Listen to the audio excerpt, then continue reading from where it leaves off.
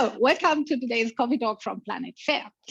Every week on Friday, we talk for exactly 8 minutes about how we're going to reach Planet Fair a little faster. And we do that over a cup of coffee. And we are Henrike von Platen and Margrét Bjarnadóttir.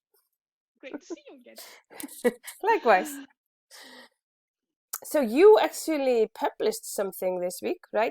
I saw that on the social media channels, right? So you were looking at the 10 most impressive impacts of fair pay. Is that what it was all about? That's what it's all about, absolutely. Because people not always, but people sometimes tend to say, okay, well, what do I have out of it? Some people get more money, but what's sort of the positive effect? We call it the domino effect, actually, but that's sort of a German Christmas joke, I would say, in a way. Okay. Get that? Or the dominoes like they are. You do one and then you get everything else as well. So what we say is like when you look at number one, we would say, okay, you do fair pay, you will have less fluctuation inside your company because people tend to stay longer where they feel they have the same chances. What would you say to that point? Yeah, I mean, I think that's true. I mean, there are a number of studies that show that, fair pay practices actually are correlated with employee satisfaction and wellness at work. So yeah, I could agree. Agree. Okay, we go for the second one. We say it's a higher motivation of work because for some reasons, employees tend to be more productive and happier and motivated when they feel they are treated and paid fairly. What would you say to that one? Yeah, I mean, absolutely. And I think the counter argument also is so strong. So when you think about somebody discovering that they have been underpaid for a long time, that's the most demotivating thing that can happen in a workplace. So absolutely, yeah. That's so true. I've heard that so often when you talk with people, when they find out somebody else gets less, it's dead. And then we go from like the employee to the customer satisfaction. Because when you see you have motivated employees, this also has an effect on customers. So we say it sort of is for the long-term reputation in a way as well. Yeah, I think this is your domino effect, right? So you have happier. Yeah, I'm just checking if it works. Yeah, no, you have happier employees. That leads to better customer service. Reputation. Yeah, absolutely. It goes further. You have the reputation, and then we say, then you are even like when you're saying that we have less skilled workers, or it's hard to get skilled workers. We don't have less, but it's hard to get them. It will be easier to get them, and you will be better positioned if you have sort of if the dominoes 1 to 4 have already fallen. Then at this point, it will be better too. Have you seen this effect maybe already in some companies in Iceland that have been doing this longer? Yeah, I mean, one of our arguments from the very start when we started doing equal pay was that this could be a competitive edge in competitive labor markets, for sure.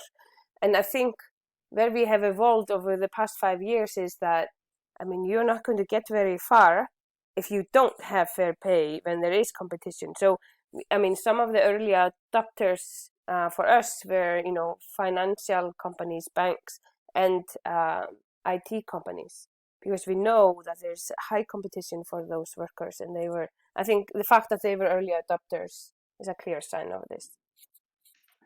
I like that because it shows that what we are doing now, or where some countries are maybe a little bit not as fast because Iceland started so early, and you can already say it's working. You can already see the later dominoes that sort of follow up not on day one after you've started. What comes for us next is the next generation. We see now that people want to be working in places where they have purpose, purpose is like one of those big boom words, but still I don't want to get paid unfairly just because it's purposeful. So to make that connection, it goes to the next generation, and it automatically sort of gets more diverse as well. Would you sign that one or tick that one as well? So, I mean, kind of relating that back to what we observe is that often companies start with gender, but once you fix your gender pay gaps, that's not where you start, right? Then you start to look at the other demographic dimensions of your workforce. You start to ask the next question. So I think yeah, absolutely. It goes back to that, this is a journey, and it doesn't stop with gender. That's for sure. Yeah, absolutely. You get more women in leadership positions, definitely, because you cannot reach the closure of your pay gaps if you don't get the women up through all the career ladders. So we see this happening, which is also, of course, then followed by the complete diversity effect. But I like it because it's what I always say, we don't need a quota if we don't pay fairly. But if you pay fairly, you will automatically set yourself your own quotas to get there. And I've seen that. You probably too. Yeah, I've seen many different versions of it. And it really depends on the organization. So I think one of our favorite examples is Reykjavík Energy. So we often come back to them. I think it was 2011 rather than 2013 when they decided to even out the gender participation in their management level. So they even started thinking about participation across this organization very early on.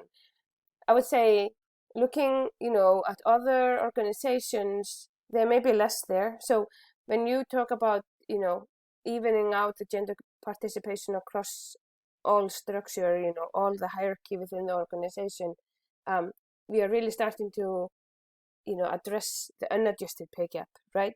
I would say many organizations are more, especially in the initial part of the journey, they are focused on the equal pay gap. So making sure that they are not being discriminatory against their employees.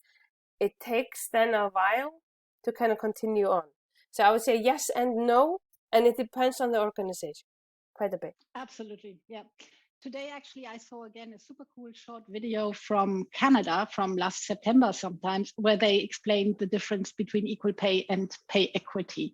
I might just post this one under our coffee chat because it's the people often get so confused. So this fits perfectly well.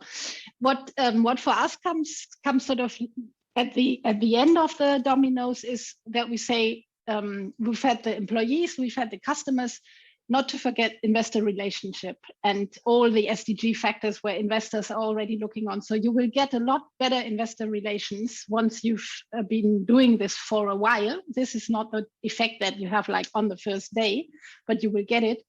And you save money because of all these things. And it doesn't even cost much to close the gaps, as we too know and have seen very often. It's not that expensive as some people think. So the money part would be, as I like to talk about money, my last domino. And I think if you answer this one, the 8 minutes are over as well. Yeah, we're just coming up. Yeah, I might add 11th. And I think that's more control over compensation decisions. So once you have your pay equity system in place, you know the impact of every single decision that you make for every single employee, at the click of a button, you see, okay, who are similar. So if somebody is asking for a raise, you can, draw up your similar employees and you can figure out, is this a fair request or not? And I think once you have a pay equity system in place, it's also a tool to, manage compensation decisions, and it makes compensation conversations much easier because you can have the data and the information at the click of a button. So that's my 11th. But wow, maybe maybe that took us to 8.5 minutes. So. But we have Domino 11, and with that, I wish you a wonderful evening or afternoon. Afternoon. Or morning, All right. afternoon now.